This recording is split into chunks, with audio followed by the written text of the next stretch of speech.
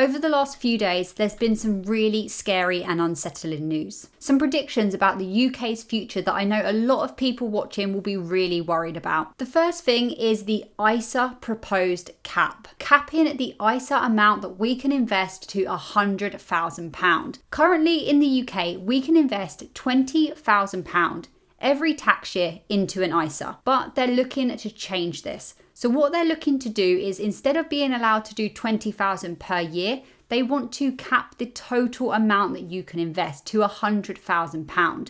So this will mean once you hit £100,000, no more tax-free investments. For those of you who are able to max out your ISA allowance every single year, this new proposed change is like being able to do that just for 5 years. And then after that point, you wouldn't be able to invest any more tax-free. The idea is that this change will allow the government to save £1 billion per year.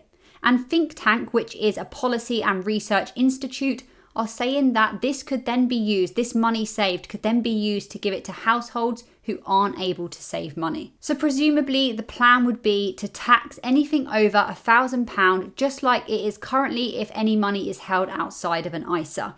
Just like you get taxed if you have money in a general investment account and you get over your capital gains allowance and your dividend allowance per year.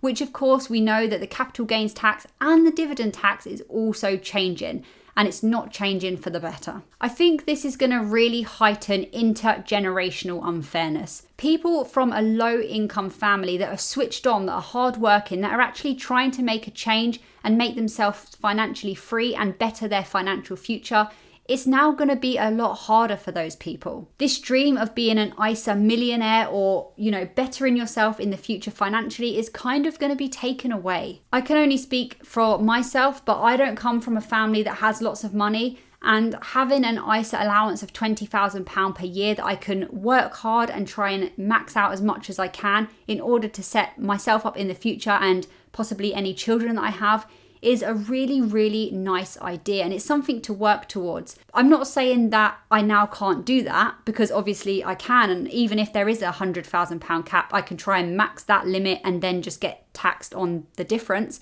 But still, it definitely is it's a big punch in the stomach, really. Now, Britain are not a nation of savers. We are one of the worst. Out of the G7 countries, Britain has the lowest savings rate for like 4 out of 5 years since 1980, whatever it was.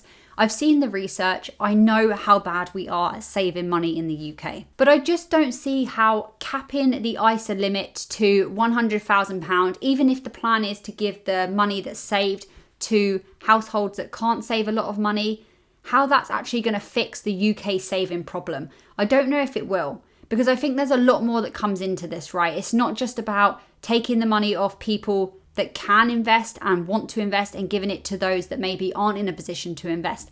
Like, I'm all up for helping those in need and those that, don't have enough money, etc., etc. I'm not saying that that's a bad idea at all, but I just think that this maybe isn't the right way to go about it. And as someone that really wants to get to financial freedom and someone that is really trying to invest every single month with the dreams and hopes of becoming financially free, it's just another big blocker. Another thing that you think about when you think about becoming financially free is owning your own home. It's something that I want to do, and it's something that's really difficult right now. Mortgage rates are really high, house prices are really high, and we don't have the Help to Buy scheme anymore. That ended in October 2022. It just seems like everything is happening right now that is just making it really, really difficult for my generation or anyone that is looking to better their financial future, perhaps buy themselves a home, set up their kids for the future, whatever it may be. It feels very difficult. And to top it off, I don't know if you've heard, but they're proposing an increase in the retirement age here in the UK. So they want to raise the retirement age to 68 by 2030. The state pension age was already due to increase to 67 by 2028. But now they're thinking of increasing it to 68. 68 years old. It might sound dramatic, but I feel like 68 is quite an old age to give someone back their freedom. At age 68, you might not have that much life left in you, that much energy. It obviously depends on your health and your personal situation.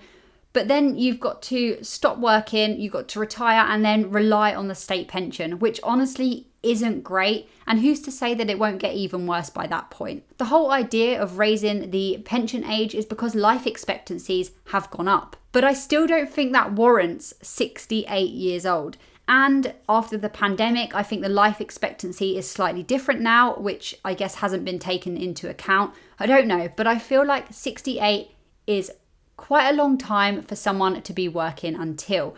You start working maybe age 20, 18, 25, like whatever age, depending on your education. You work all the way up until you're 68. And then in return for your hard work, you get the state pension. So what can we actually do about all this? Well, firstly, the ISA cap and the pension age rising is not set in stone yet. These are proposed changes. So before I guess we really freak out and start panicking and putting plans in place, we need to wait until these proposed changes are actually set in stone and they're facts. And second, I think that more than ever, this highlights the importance to actually start taking charge of your financial future. Start budgeting, start investing, even though I know it may get harder, but any investment is better than no investment at all. Use this as fuel to your fire. Retirement is not an age. Don't view it as you need to retire at 68 and that's that. Instead, look to try and work towards getting your cash flow to actually cover your living expenses. Look to have a good emergency fund. Look to have assets so that you may not have to potentially work until you're 68. Sorry to come out with such a negative video. It's not my normal vibe. I know that lots of you say on my videos that you love my enthusiasm, and we'll be back with that very soon. But these are important things to cover. And I think this is going to affect a lot of people if these things actually do become real. And it's scary. But all we can do is be proactive and not reactive. Let's plan for our financial future and just make the best of whatever is handed to us. Thank you for watching. Leave any thoughts in the comments below, and yeah, let's just hope that these things aren't as bad as they seem.